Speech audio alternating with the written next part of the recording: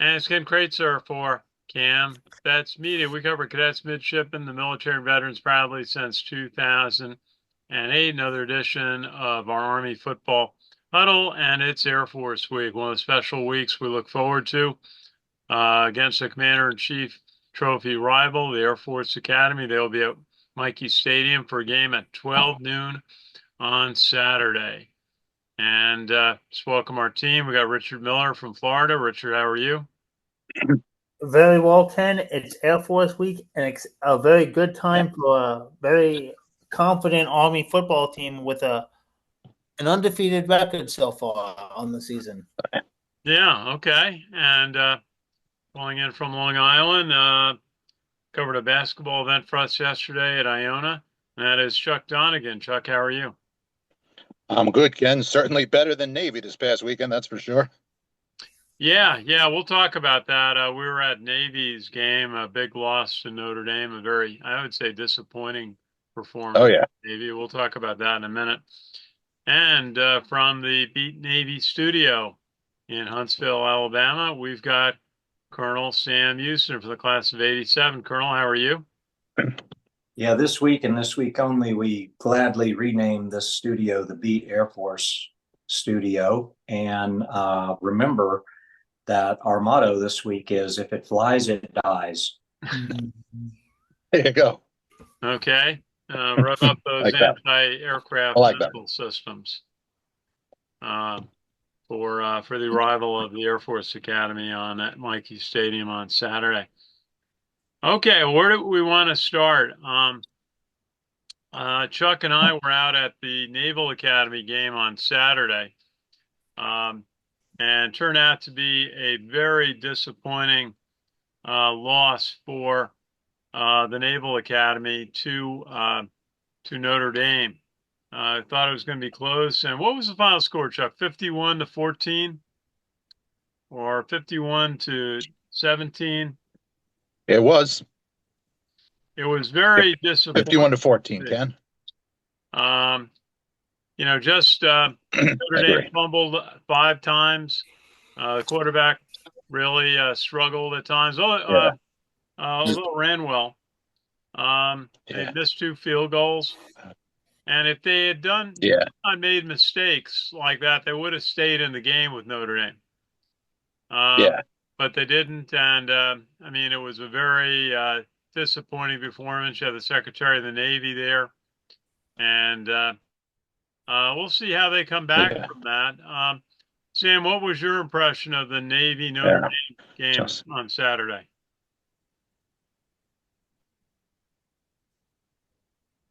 You broke up just a little bit. I assume you were asking me my impression of the Navy Notre Dame game on Saturday. Yes. Okay, so first off, last week during the huddle, I said the important words that I said about Navy was that I said Navy's going to get exposed by Notre Dame. And that did not even include or speculate that Navy was going to turn the ball over. But what I did say last week was that unlike other opponents that Navy has played this year, that has given Navy so many opportunities to win, such as Memphis and Charlotte, who are just turnover machines. I said Notre Dame's not going to turn the ball over, and Notre Dame is going to control the clock, and they did. The X factor in this game was the fact that Navy came in, whether it be from the jitters, whether it be from the fact that Horvath had his hand wrapped from a injury that was, I guess, not previously reported, and he was having a hard time holding the ball. It did result in Navy committing 6 turnovers through the course of the game. And the vast majority of those were not forced turnovers. They were turnovers on mistakes, as in ball handling. And you cannot expect to turn a ball over 6 times and win a game. I mean, take a look at the first game of Army's current winning streak that dates back to Air Force of last year. As we recall, Air Force came in undefeated. Air Force had never even turned the ball over during the season on offense, and they turned it over 6 times. And the end result was Army walked away with a big victory. Well, The difference in this game, however, is that when I said that Navy was going to get exposed, I didn't specifically say Navy's offense. I said Navy's defense is going to get exposed because what I pointed out was that if you look at the statistics of Navy's defense, the body of work for this past season so far, their defense has not been stellar. As a matter of fact, they've barely been average. They forced a lot of turnovers, yes, which did not happen against Notre Dame, but they give up a lot of yards on rushing, and they give up a lot of yards on passing, and they give up time of possession a lot. And as a result, a lot of teams that they have played have dominated Navy, or at least beaten Navy in the statistical department. Even Charlotte did. Like, a week previous, Navy didn't even have 300 yards offense against Charlotte. And I saw another statistic that in their 2 wins against Charlotte and Memphis, Navy was something like 6 for 20 on third downs combined against both teams. And you wouldn't think that because of the amount of points they've been scoring. You just wouldn't think that, oh, they do punt the ball a lot. They do get stuffed a lot on third down. They do. And they've been very fortunate with the way the ball has been bouncing this season, their defense especially. But they've got a lot of work to do on defense. And obviously, they need to clean up their act a little bit on offense. And if Horvath's hand is really hurt, they might want to consider letting him rest and let it heal up because, one more hit on a injured thumb like that, and he could be out of the season. So bottom line is this. Notre Dame won. I predicted Notre Dame would win. I predicted Notre Dame would win by double digits. I still stand by that prediction that I made last week. And my prediction that I made last week was that did not have anything to do with expecting Navy to turn the ball over. I said, with all things even, if Notre Dame and Navy play to get each other all over again, and Navy did not turn the ball over once, and neither did Notre Dame would still win by 2 touchdowns going away. I think it could have been closer. They missed 2 field goals, and they just, looking at total yards, 466 versus 310, but 5 fumbles. I mean, what does Coach Monken preach? Ball management. They've had 1 fumble. They haven't, I'm just looking at their stats. They have 1 turnover on the year. They've got 1 fumble, and they haven't thrown an interception all year. And, but part of it was the pressure defense from Notre Dame. I mean, there was a reason, and I didn't realize that their quarterback, Horvath, had a bad hand. Chuck and I were sitting about 15 rows from the top of the Meadowlands Stadium, and you couldn't quite see that. Yeah. We had a better view at, watching on television. Now, here's another thing that I pointed out about Navy, and I mentioned it last week. I've said before that Horvath kind of reminds me of Malcolm Perry. And that's a good thing for Navy because Malcolm Perry was, he was a once in a generation athlete that could literally change the dynamic of an entire game just by being in it. But during the Malcolm Perry season, which we like to call the Malcolm Perry asterisk season for Navy, Malcolm Perry literally, and I'm not making this up, he accounted for 80% of the offensive yards that season. And Horvath in the game against Notre Dame accounted for, I think, about 80% of all the yards that they produced was Horvath produced. I know most of the rushing yards were. What does that say for the rest of the team? You put everything on this quarterback's shoulders, and in a big game where you're on the national spotlight, and the rest of the team, either they didn't have the preparation to deliver, or they didn't have the athletes to deliver, or a combination of both. I don't know. And on defense, all it took was for Navy to come up against a team that really had a very good ball control offense to take over the game. And Navy's got another offense that they need to worry about, not this coming week, but when Tulane rolls to town, they're going to have their hands full because I don't expect Tulane to turn the ball over either. One thing about Horvath that I dread the most is as follows. He's got another year to play, which means if this is not the year for Navy, and I'm not saying we've got a lot of football to play, but one thing about Horvath is that he is good. And when he's healthy, he's really good. And he's got another year of eligibility because he's got one more year to play, which means we're going to see him twice this year and next year, and maybe 3 times if it's AAC championship. Yeah. He's a good player, and it's interesting that you picked up that he was playing with a bad hand. That could have been a bit of a factor in the game. Looking at his stats on the day, Blake Horvath, he is 7 of 13 for 88 yards passing, 1 interception, and he was their leading rusher with 129 yards, averaged 9 a carry, one touchdown, and 160-yard run, which was a really good run that he had. Navy had one excellent drive early on, went the length of the field for a touchdown, but just couldn't stay with Notre Dame and made too many mistakes. Horvath fumbled twice, and so 5 fumbles for Navy. Texa had 1, Isaiah Bryant 1, and Eli Helderrich had 1. And just look at Notre Dame for a second. We're going to see them up close at Yankee Stadium at the end of November. Riley Leonard, their quarterback, 13 of 21, 178 yards, 8 yards a carry. Passing 8 per pass and 2 touchdowns. And Jeremy Love, 102 yards rushing, 8. So you got 8.5 yards a carry, as did Leonard when he rushed. So Navy defense really struggled with the Notre Dame rushing game. And we will see them in a couple of weeks. But I tell everybody, Sam, Army is going to give Notre Dame a much better game than Navy did. And they could be trying to stay undefeated. Yeah, I believe so.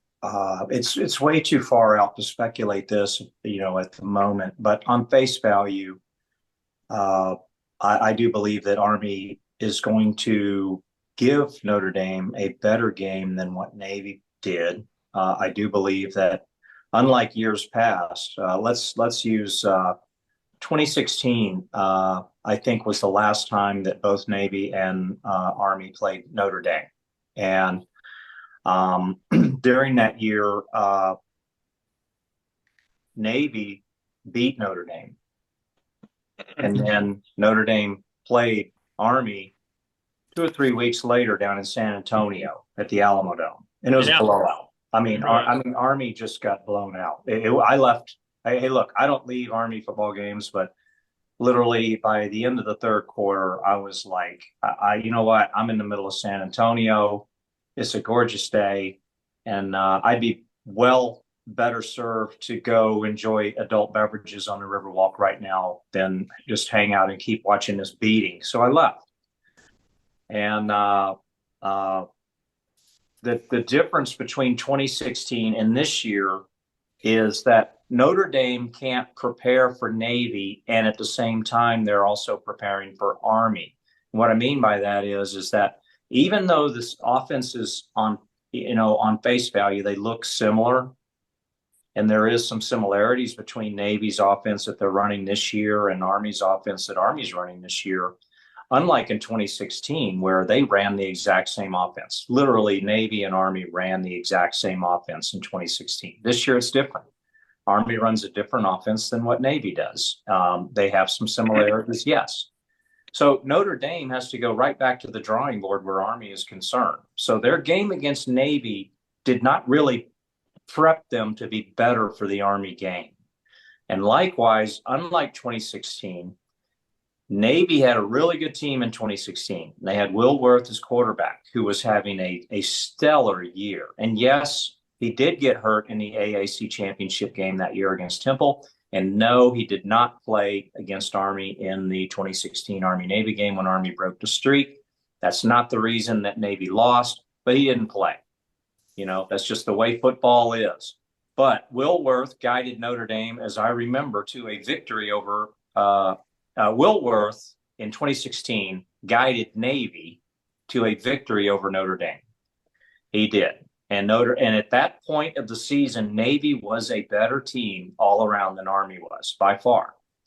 And the tides of football change. And that's why I say when we talk about the Notre Dame game, we can't really talk about it right now. We don't know if the gods of football might intervene, that there might be key players that are out for either side.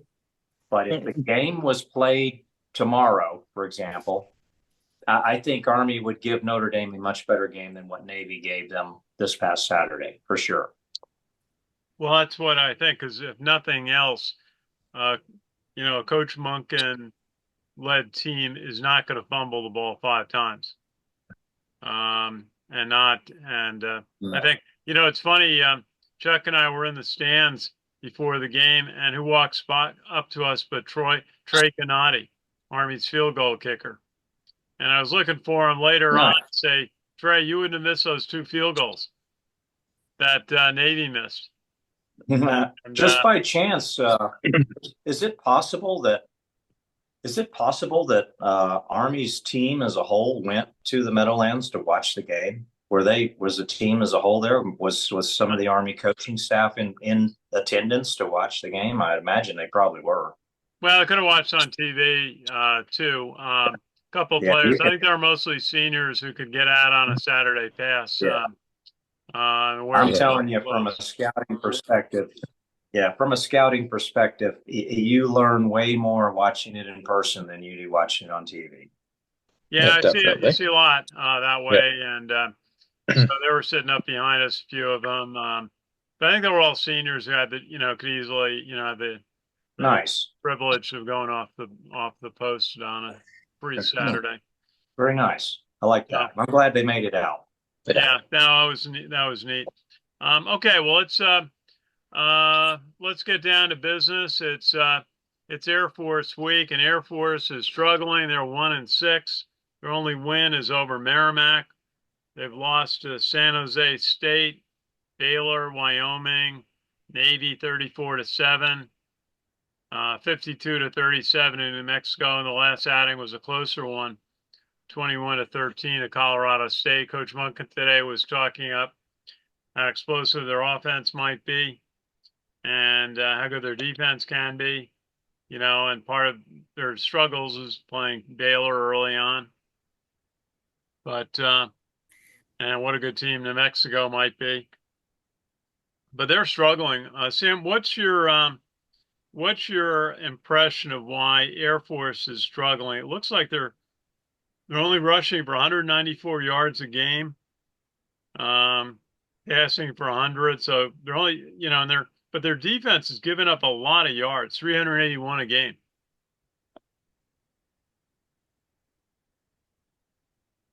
Let me just preface this by saying that during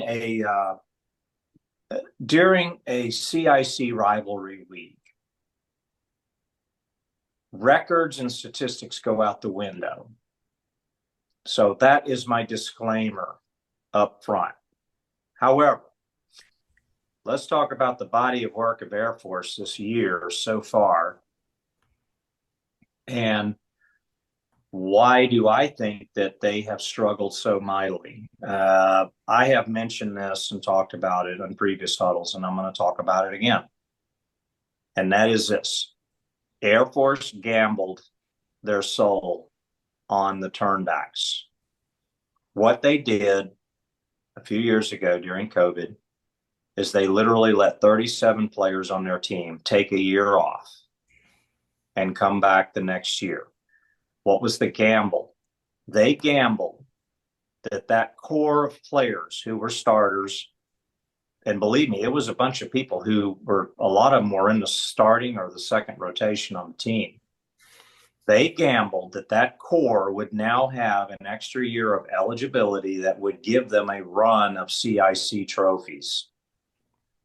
In the end, what did they get from the Turnbacks?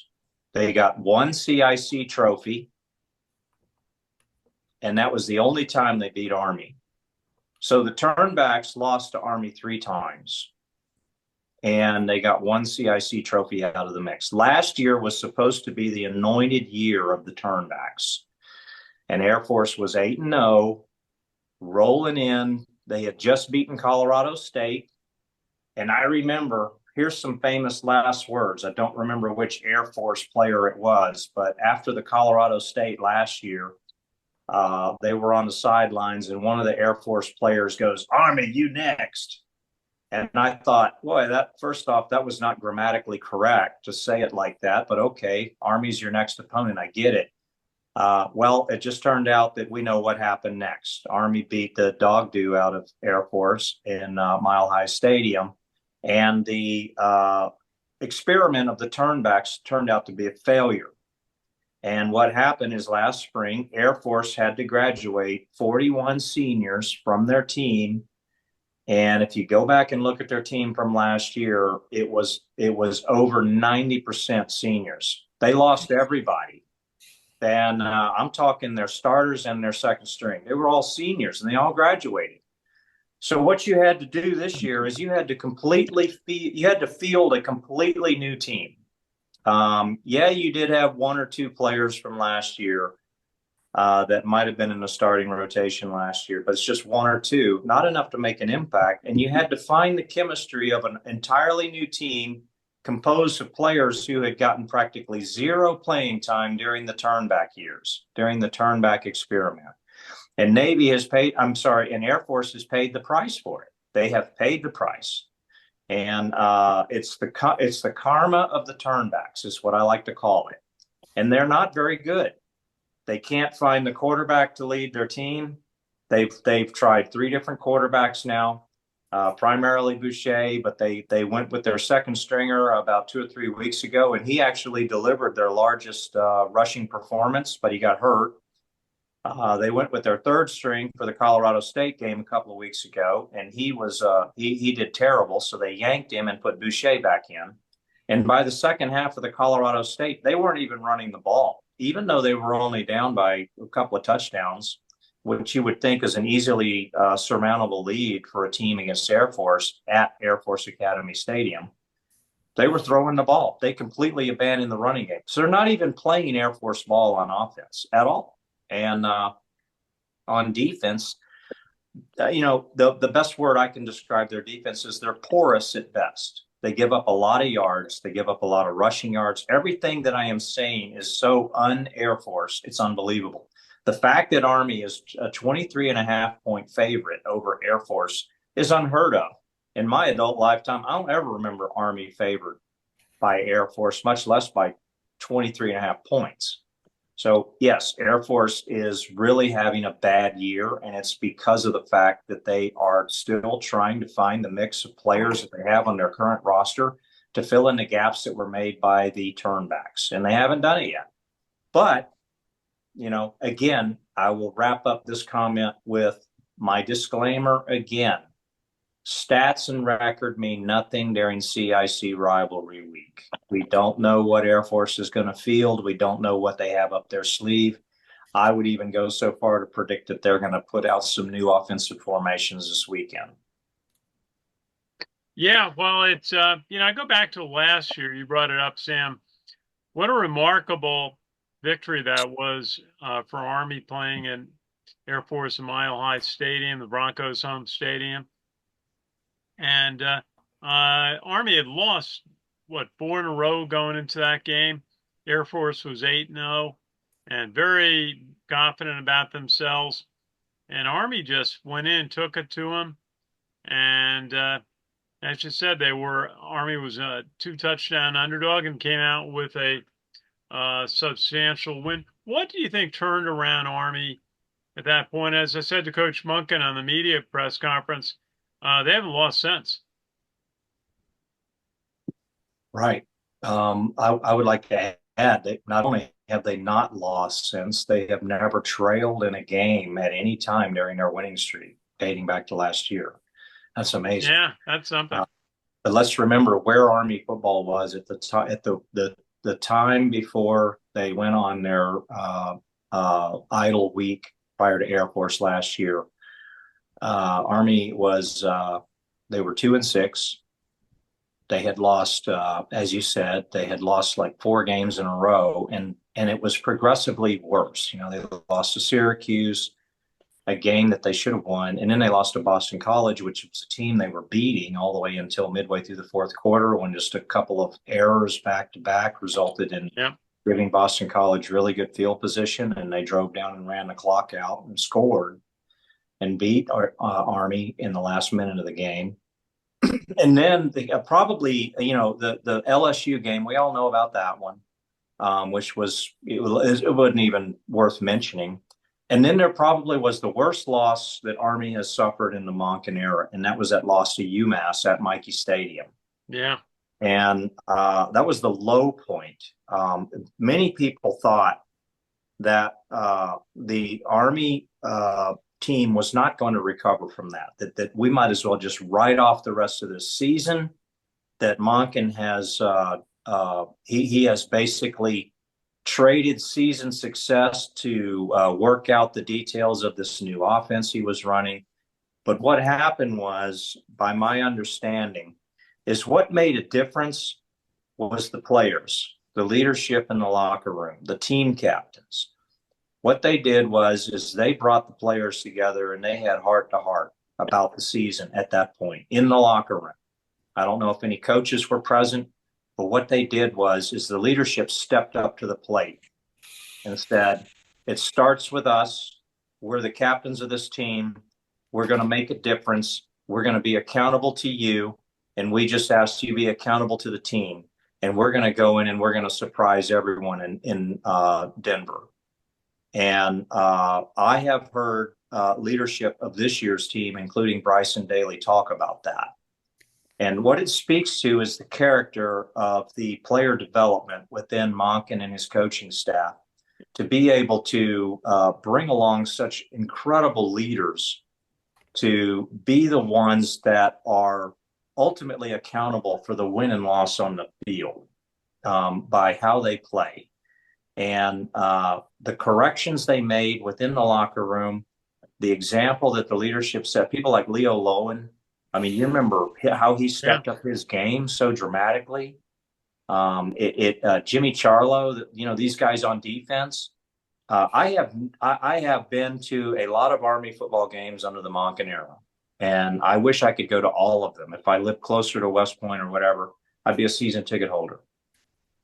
That Air Force game last year ranks as possibly one of the top 2 defensively inspired football games I have ever seen under the Monken era. And it ignited the team. But it wasn't just on the offensive side of the ball, because we saw Bryson Daly really demonstrate how good of a leader he really was on the offense. Sure. I mean, he literally took the offense and put it on his shoulders, and he beat Air Force. I mean, offensively. And it started with the opening series of the game. And what that game did is it created confidence within the locker room among the players for them to know, we just beat an 8-0 Air Force team that was favored by double digits over us on their home field. We can beat anybody, and we're not going to lose again. And they haven't. They haven't. And it's pretty incredible to be a part of. This is, you know, Monken represents the golden era of modern Army football, and we are literally witnessing the arch of the golden rainbow that is Monken, the Monken era right now. And it is great to see. And it starts with those players. There's some incredible athletes, but more importantly, they're incredible leaders on and off the field. And what makes my heart sing, you know, every day is knowing that every one of these guys is going to be an officer in the Army one day, and they're going to be incredible officers too. Absolutely. Let's give Chuck and Richard a chance. Chuck, you were with me out at Giant State. Well, it's MetLife Stadium now. I guess. And That's how it was. what was your impression of Notre Dame's win over Navy? Yeah, well, it was definitely one for the ages, 51-14. What found remarkable was that Navy piled on more fumbles in that game than Army did all season thus far. By 5. They fumbled 5 times. And what Yeah, is it's it crazy. on Army? I don't think they've lost a fumble yet this year. They've lost Yeah, one, and they haven't had an interception, yeah, which is pretty remarkable. You know, Army yeah, passing 34 for 56 and a 0 next to it. That's pretty good. yeah. So Oh, yeah. yeah. And Richard, why don't you take us through what were some of the big games last week, and then we'll go back to Chuck on Okay, the so American Conference. okay, some of the big games from last week were. Yes, Let's there was see if a we bit of a let's see if brawl I can come up between with it. Michigan State and Oh yeah, Michigan. Right. Michigan State and Michigan. Well, Let, uh, let's see if I can. Okay, I've got it up here. Okay, we've got no. Is that up here? Okay, October. No, is that October 15th or is that? Michigan Okay, State. okay, Michigan State, October 22nd. Sam Houston defeated Florida International 10-7. Also, we have from the top 25 games, number 19 Pittsburgh defeated Syracuse 41-13. Also, you have number 17 Boise State 29-24 over UNLV. let's hop on that one for a second. Sam, Boise State is the only team in the national rankings from the group of 5 programs that's ahead of Army. And they're That's also a correct. pretty good rushing team. I think they're just behind Army. I think they're the number 2 team behind Army in rushing this year. Will they hold up? I mean, if Army were to, win the conference and win the championship game, would Boise State still be ahead of Army in the national rankings later in the year? Uh, it really depends on if I think Boise State controls their own destiny. They have to win out, and they have to win convincingly out. And one stumble, and Army has the opportunity to overtake them. So Yeah. that's Well, what if I was Army playing. can win out and play well against Notre Dame, make it a competitive game, it's an interesting possibility because one team from the group of 5 will be selected to the college football championship. At least that's my understanding that they definitely have a spot. And right now, Army's in the number 2 position on that behind Boise State. So but Boise State would have to go out and win win the Mountain West championship. Richard, keep going. Yeah, Okay, it's going to be a problem for okay, Boise we've got State. number 1 Oregon 38-9 over number 20 Illinois. Number 3 Penn State 28-13 over Wisconsin. Number 4 Ohio State 21-17 over Nebraska. Number 5 Texas 27-24 over Vanderbilt. 36-14 Miami Hurricanes improved to 8-0 over Florida State, who falls to 1-7. Number 14 Texas A&M 38-23 over number 8 LSU. LSU goes to 6-2. Texas A&M is 7-1. BYU goes to 8-0, defeating UCF 37-24. BYU is ranked number 11. Number 13 Indiana 31-17 over Washington. Washington's at 500 at 4-4. Indiana is 8-0 on the season. Alabama is ranked number 15 in the country, 34-0 over Missouri. Number 21 Missouri is 6-2. Alabama is also 6-2. Number 16, Kansas State, 29-27 over Kansas. Number 18, Ole Miss, 6-2 with a 26-14 win over Oklahoma, who goes to 500 at 4-4 and in double overtime. SMU, 28-27 over Duke. Actually, pardon me, one overtime. Okay, very good, Richard. Chuck, what happened in the American Conference last week, and what do they have All coming? right. Well, we had a nice mix of close games and others that were runaways. Close one, Memphis versus Charlotte, 33-28 Memphis win there. Wow, very close contest between Tulsa, UTSA. Tulsa won that one 46-45. Elsewhere, another close contest between Tulane and North Texas, 45-37 final for Tulane. Elsewhere, we had Connecticut take on Rice, final Connecticut 17-10 victory. And finally, the Temple East Carolina battle saw 56-34 win for East Carolina. Okay, and East Carolina coming back from firing their coach, Mike Houston, after losing to Army at West Point. And so now two teams in the American Conference have let go their coaches in midseason. Also, Rice let go their coach this week, and shows how tenuous college coaching can be. Okay, Richard, what do you like for this week? What's 5 games to watch? What do I like? Five games to watch this weekend. As we get up here right now, 5 games to watch this weekend will be, as we get up to the games. Well, obviously, number 19 Ole Miss 6-2 taking on Arkansas. That will be at 12 noon. Also at 3:30, we will have number 13 Indiana taking on Michigan State. That's a 3:30 game.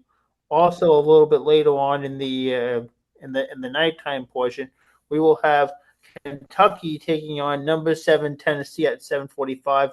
Number 18 Pitt 7-0 taking on number 20 SMU, and also you will have both teams unranked TCU taking on Baylor at 8 o'clock. Okay, very good. And Chuck, what's happening in the American Athletic Conference this week? Well, Ken, we have got quite a few games coming up on Halloween night, Thursday. Got Charlotte taking on Tulane, that's 7:30 ESPN. And night after that, Friday, November 1st, it's Florida Atlantic versus South Florida at 7:30 on ESPN2. And we got quite a few this weekend. Of course, it's Air Force versus Army at 12 noon CBS. Well, you might want to set your DVR if you're a big college football fan. Memphis UTSA also at 12 noon on ESPN2. Then later in the day, we've got Tulsa versus UAB, 2:30 ESPN Plus. And finally, Navy versus Rice, 4 o'clock ESPN2. Yeah, yeah. Hey, Sam, what's your impression overall of the American Athletic Conference? To me, it seems like a league that has been badly affected by the transfer portal and some of their better players taking NIL opportunities at Power Four conference schools. What's your thoughts so far? So far, I've got to say that I'm seeing the AAC as unexpectedly being a league that is beset with being mired in mediocrity for a lot of the teams, and unexpectedly so. I'll give you an example. Memphis, they only have one loss, but that one loss was to Navy, and it was a game they were expected to win. And it's not just that they lost, it's how sloppy they played. They just played so poorly. And it did not speak of a team that, really represents itself as being the cream of the crop, if you know what I mean. UTSA is another team that came into the league this season with high expectations. They haven't delivered. As a matter of fact, on this past Saturday, UTSA, I think, was leading Tulsa something like 45 to 44 to 7 or something at the half, and let Tulsa come back and beat them. I mean, it was just unbelievable what happened. And then you've got teams that maybe you weren't expecting to be as good as they are. UNT, for example, North Texas. Their quarterback Chandler, the transfer portal guy, he's having a really good season. He got rocked pretty hard against Tulane, He got knocked out of the game. He came back in. He played the rest of the game clearly in pain.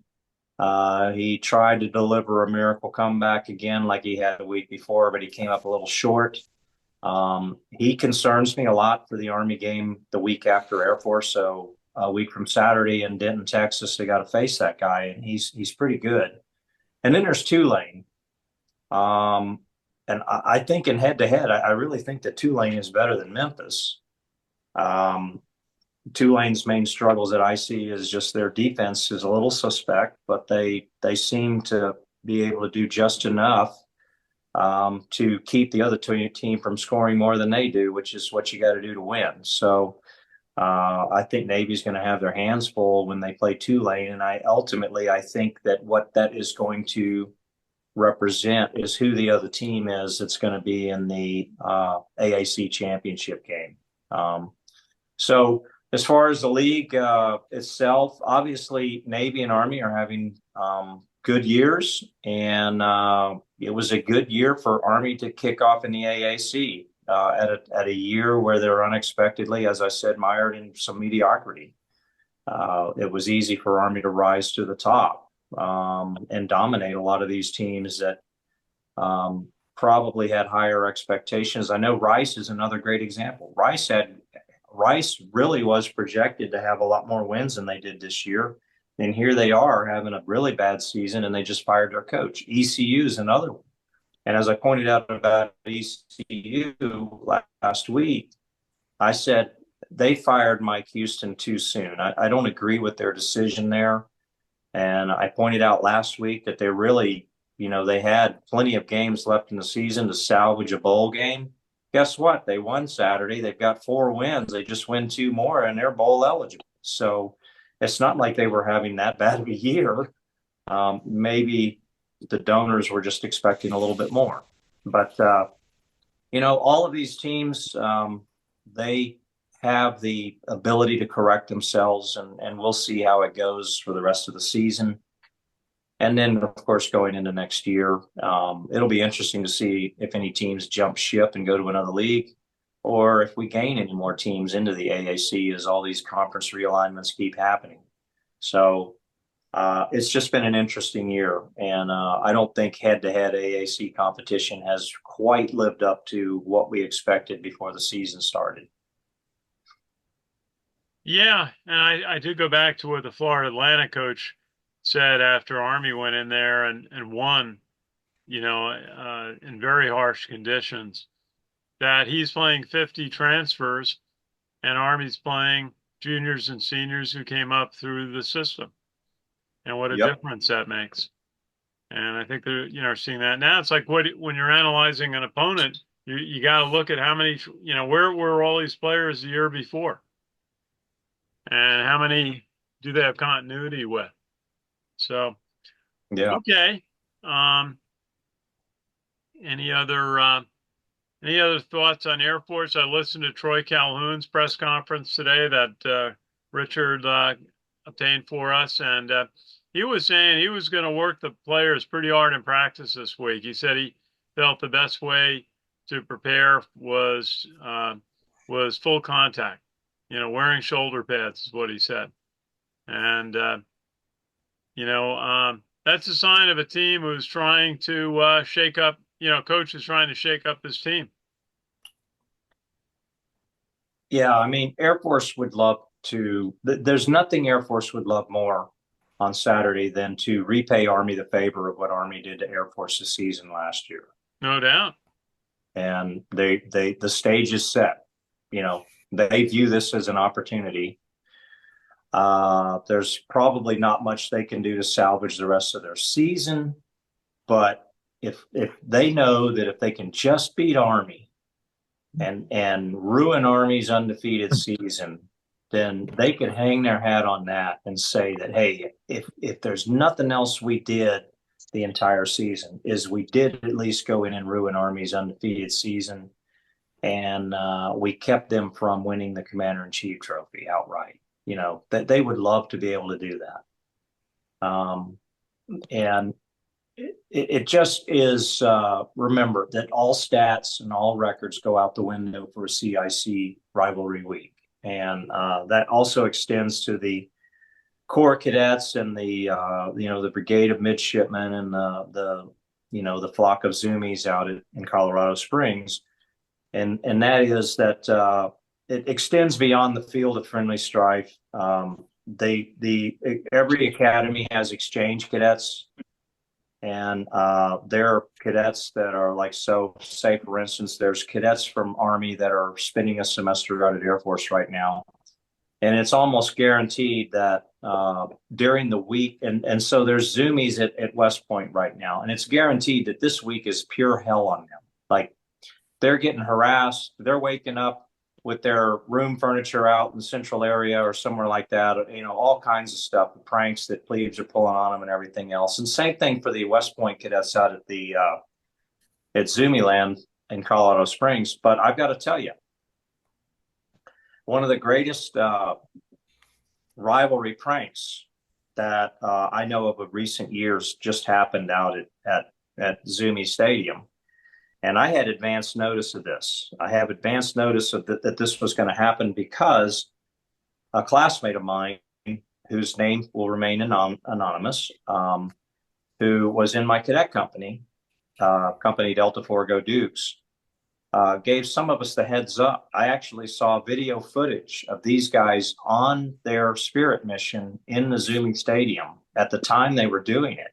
It was almost like a live feed of them doing this prank. And I didn't say a word, but I knew it was happening. And then the prank was successful because, lo and behold, they corrected the spelling of the writing on the stands at Zoomie Academy. It was incorrectly spelled air. They realized that it needed a C and an H. So it now correctly says chair force on the stands at Zoomie Stadium, and you can see it all the way from the interstate there in Colorado Springs. So, big kudos to those exchange West Point cadets out there at Zoomie Academy, and good job on the spelling bee for making sure the Zoomies know how to properly spell chair and adding the consonants that were required to spell this on their stadium, and now that people driving by will not be confused when they look over to their right or left, depending on whether they're going north or south, and they'll see the stadium like, oh yeah, that's Chair Force Stadium. Got it. Now I understand, because it's Chair Force Academy. So good job on that rivalry. I wonder what happens to that delegation of West Point cadets who are spending the semester out at the Air Force Academy after pulling off a prank like that. I guarantee you every night and day they're getting, there's a prank being pulled on their rooms, on their furniture, on their uniforms, on everything. And they probably are getting no sleep. And as you know, as part of every Service Academy rivalry game, before the game starts, they do the prisoner exchange. Yeah. And when they say prisoner exchange, they really mean it, because at the end of the week, on the day the game is actually being played, these cadets or midshipmen have been through pure hell on the respective academies where they are spending a semester. I mean, they have been through pure hell. And they're literally hailed as heroes for going through what they go through, all the harassment. And I can't wait till Saturday to see the prisoner exchange, to hear the cheers go up for these cadets that were out at Chair Force, who made sure to add those consonants to the stadium, because these folks, these cadets are heroes, man. They're going to get a standing ovation when we do the prisoner exchange. Okay, it's what our future officers spend their spare time doing when they visit their the respective academies. Okay. What do you got, Richard? You were going to ask me something. Is that actually is that televised or no, or is it during like a commercial break? What's that? The exchange. The prisoner exchange? Yeah, they do it before the game. Normally they do it before the game, but normally at some point during the broadcast they'll show a replay of the prisoner exchange. Yeah, but you got to be at we'll have the a game to see video it of live. that for you. You got to be at the game to see it live. but Oh it's boy, a that's big part of cool. every Service Academy game, Service Academy rivalry game. Yeah, it's usually just before the march on ceremony. It's not, they don't do as Yeah, for Air Force, they don't do a full Corps of Cadets march on. I don't think. In fact, they're not even doing a march on at all of even wait, do one they, segment. I don't think do they still march out there? I'm not even sure they know They're not drill run doing it this ceremony year. out there. I was told it's because of limited space for staging, and also just for Yeah, marching onto the stadium because it's very narrow chute between the construction area yeah. and the south stands at Mikey Stadium. It's very narrow, so they couldn't be able to walk in their normal formations to go out to the playing field, which Well, is unfortunate. those Zoomies, they get one chance a year to see marching, and that's when they're playing West Point, when they can Now, see the now, cadets Sam, actually march. I didn't go up to West Point today. I'm going to go up there tomorrow. Is there going to be like maximum security at the gates and around Mikey Stadium and around the dorms, to keep out a prank from the Air Force Academy? I'm sure. I've never heard of. I'm not saying it's never happened, but I, I'm not saying that the Army mules are not targets for the Zoomies. We all know about the mules and the goats when it comes to Navy Week. But I would imagine that the goats are. I mean, I'm sorry. Excuse me. The mules are on lockdown right now, and under high security. They probably are keeping their eye on certain landmarks to make sure they don't get defaced by Zoomies. To say something other than what they should say, which is beat Army or beat Navy or beat Air Force.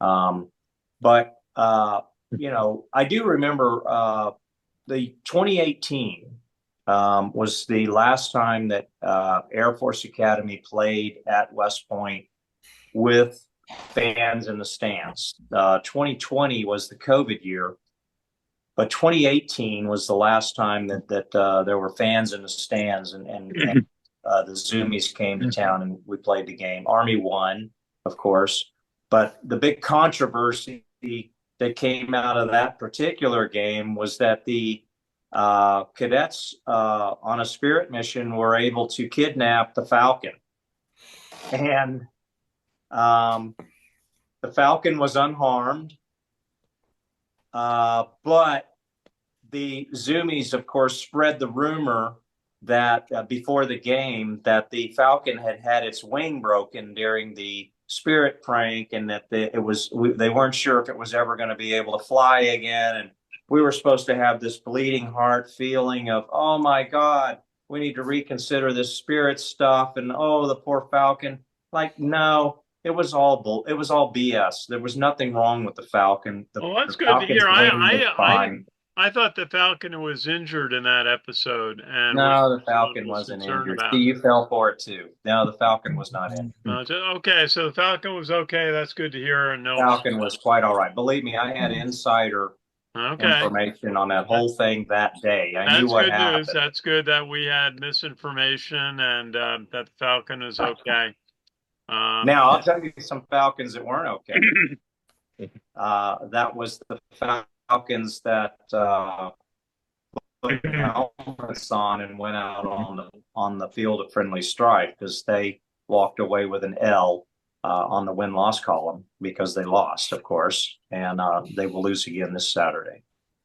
Yeah, I remember the last time they were at Mikey Stadium. It was a mid-December day in 2020. And what a hard fought game that was. And Army came out ahead. There were only about 200 people in the stadium that day because the Corps Cadets had gone home. It was a week after they had played the Army Navy game at Mikey Stadium. And they weren't allowing anyone there. But boy, what a rock'em sock'em game. And at the end, they brought out the trophy. Yeah. Christian Anderson led the game-winning drive, including converting a 4th and 4, I think, on about the 40-yard line on a quarterback counter that he had to outrun an Air Force defender that was in the backfield. It was brilliant. And Jacoby Buchanan scored on, I think, 4th and goal. And then Army intercepted. Air Force had one last desperation play, and Army intercepted the pass and then just ran the clock out. It's beautiful. Yeah, and then and that day it had snowed that week in New York, and the upper deck was closed to because of the snow. In fact, I remember having to walk down there to try to take some video, and what a great win that was for Army, that last appearance of the Air Force Academy at Mikey Stadium. Okay, let's do our lightning round and wrap up. Round. Let's start with Chuck. What do you think the score is going to be? Air Force and Army. Yeah, I think having a curb stomp battle here. I think its final's going to be 35-7 Army. 35-7 is Chuck, and okay, that's pretty decisive. A lot of points. Sam, what do you think? Yeah, in the words of Clubber Lang in Rocky 3, pain. So, and that's pain for the Air Force, obviously. Yeah. Look, Air Force is okay. I saw somebody write about this recently, saying that this had the potential to be a trap game. I disagree completely. There's been people who've been worried that, Army's got a lot of momentum and then they have a bye week. Maybe they're going to come out a little rusty. They've had another bye week, and that was the week before they played Temple. And quite frankly, they didn't come out very rusty on that one. Temple's not Air Force, Service Academy rivalry game. I don't think Army's going to come out rusty. I think Army's going to come out super hyped. Army is well aware of what they did to the Zoomies season last year. They literally broke the Zoomies season last year. They literally did.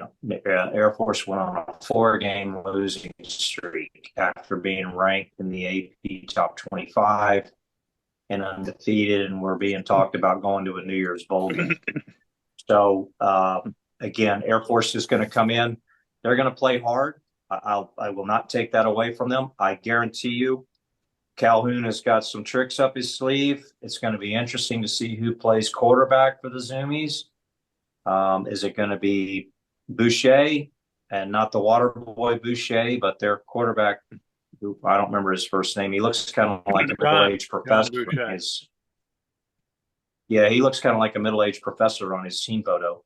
And then, or is it going to be the second straight? You know what really struck me about Boucher is he's got 5 interceptions and 1 touchdown pass. Yeah. Well, I mean, normally you try to have more touchdown passes than you have interceptions as a minimum standard of. You think? Yeah, I know. I have to look up his quarterback rating. It must be fairly low in the 2 digits. So, is it going to be the second string quarterback who actually led Air Force to its biggest offensive explosion about 3 weeks ago? Is he back from an injury? We'll see. The X factor between these two teams is that they know each other very well. One thing is guaranteed on a Service Academy schedule every year is that they're going to play the other 2 Service Academies, and they get to know each other really well. However, Army is having a season for the ages right now, and the biggest reason Army is having this season is because of the leadership on their team, in the locker room, and the accountability that these players are holding themselves to. They're not going to have a mental letdown against Air Force. They're going to be so hyped. They're going to come in and they're going to look for the opportunity to beat the spread again. And I think that, honestly, I think they will. If Navy could do it at Air Force, Army can certainly do it at Mikey Stadium. 23.5 points is the line, greatest line in the history of Army being favored over Air Force and ever, I think. And I think that they're going to beat that spread. I foresee Army winning the game pretty big. And I believe that Army is going to walk away with I'm going to put it on the order of like 42-3.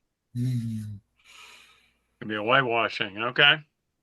Okay, Sam. And Richard, what's your prediction? I'm gonna go. I'm gonna go better. 53-3. Army is gonna score 50 points in this game. 53-3. Okay. Okay. And got Richard down. I think it's going to be a little closer than that. I think it's going to be a game of not a lot of possessions. It could be the Army defense forces Air Force to punt and produce a big score for the offense. But as Sam would say, it is an academy game. Air Force is going to be trying to do what the Army did out in Mile High Stadium last year, pull an upset. But I don't think that's going to happen. I don't think Coach Monken is going to let his team have any kind of a letdown. I don't think that's in Jeff Monken's vocabulary. And I see this being a solid Army win. It's just, my early days covering Army football 10 years ago, God, Air Force used to come in and just run over Army. But under Coach Monken, times have changed. And now Army is the dominant in the Commander-in-Chief rivalry. And this may be one of the days they really show that. But I think I'm going to take a little more conservative view. I'm going to say 31 to 7, closer to I think Chuck's view. I could be wrong. I think Army could have some upside potential, but I think the defense could shine. Air Force isn't really rushing the way they have in the past, and not passing. They have a quarterback issue. So we'll see. I think Army's going to, get control and keep control of this game, and it'll be a conservative but solid win. And I'm picking 31 to 7 for Army. And so we will have some fun out there on Saturday. And Richard and you're not coming up for this, are you? Are you coming up on Saturday? I'll be at the game. I'm flying in on Friday. We'll be attending the Soups reception. Sprint football has a game that night at Shea. Probably swing down there and check out, my old team there. And then Saturday morning, I'll be parking in AAA lot, just above A lot. And I'm sure I'll stop by Steve Shalhoub's tailgate. Going to go watch the cadet review, stop by the Soups tailgate, and then enjoy the game and go back to Steve Shalhoub's tailgate to celebrate after the game's over. Okay, very good. You get to go to the superintendent's reception and pregame event. That's should be very special. Okay. Any other points? Okay. Well, again, it's always want to highlight our friends at the Special Operations Warrior Foundation. They provide scholarships and mentoring to families who have lost someone in military service from the Special Operations community. Do great work out of Tampa, Florida. Great. The Yankees are a big sponsor of theirs. And so we'll be out there on Saturday. I will also remind us that it's October is Pedestrian Safety and Driver Alertness Month for CAMVET's media, and to be careful if you're out walking, especially pre-dawn or in early evening when it gets dark a lot. It's darkness is increasing in the morning and also earlier in the evening, and to wear reflective clothing, a vest, if you're out walking dog, jogging, and also if you're driving, to be very careful. And to, as my habit is to look from, when you're going near an intersection, look from the left side to the right and then back to the left side for safety. And so we will see many of you out at Mikey Stadium on Saturday for what should be a great day of college football, academy football, something we look forward to. We haven't seen Air Force in a few years, and it's always a special day, a lot of activity, and a really great rivalry to watch between the cadets of Army and the cadets of the Air Force Academy. So I want to thank Richard Miller for calling in from Florida. My pleasure, Ken. Thank you. And Chuck Donegan calling in from Long Island. Always a pleasure, Ken. And from the Beat Air Force studio in Huntsville, Alabama, we have Colonel Sam Houston from the class of '87 to thank. Colonel, good to see you as always. Go Army, beat Air Force. Okay. Well, thanks for watching, everybody, and we'll see you on Saturday at Mikey Stadium. And you can also, again, will be 12 noon start. Can be watched on national television. Thanks again for watching today.